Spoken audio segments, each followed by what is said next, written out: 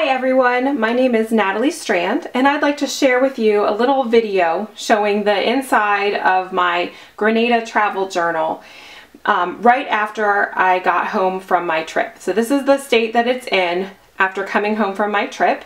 The cover I decorated beforehand and I showed in another blog post. And inside I brought just blank pages. In that blog post where I talked about the cover, I also talked about a little kit that I made to bring along with me. And I didn't know how much of the kit I would use, but I did do a little bit of decorating in my journal while I was there. So I used a die cut on this cover page and some washi tape and a little piece of layered tissue paper from a garment that I bought before we went. I bought a sundress and it came all wrapped up in pretty paper and I wanted to include it here. We had a packing list in here. I've added some more tags.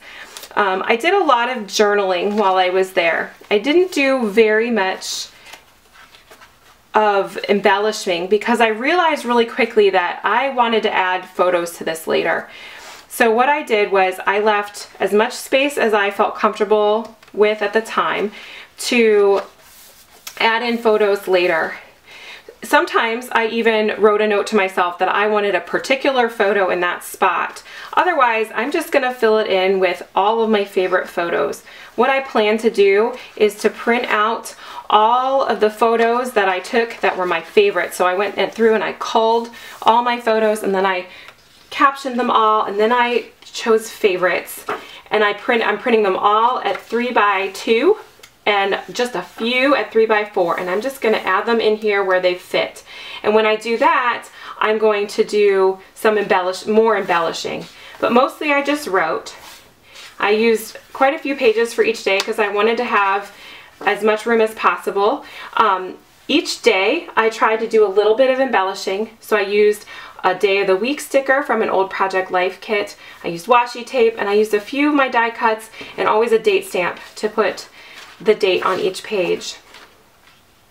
So I wrote a lot. I used the Project Life 05 pen to do this, and I wish that I had known that I was going to be using that pen the whole time. The other pens I brought actually were dry, and so I had to use this one the whole time, and I would have chosen a finer tip if I were to do it again. But it worked just fine. I didn't really care. I actually worked on this quite a bit on the beach each day because I found that I had time to spare, and I really enjoyed sitting by the water and just working in my little journal. So as you can see, I've left a lot of space for photos because I knew about how many photos I was taking each day. And then finally, on the last few pages, I finished these up on the airplane on the way home. And that's about it. Thank you so much for watching this little teeny tour of my travel journal from right after my trip. And I hope to show you what it looks like after I add in some photos and some more embellishments. Bye-bye!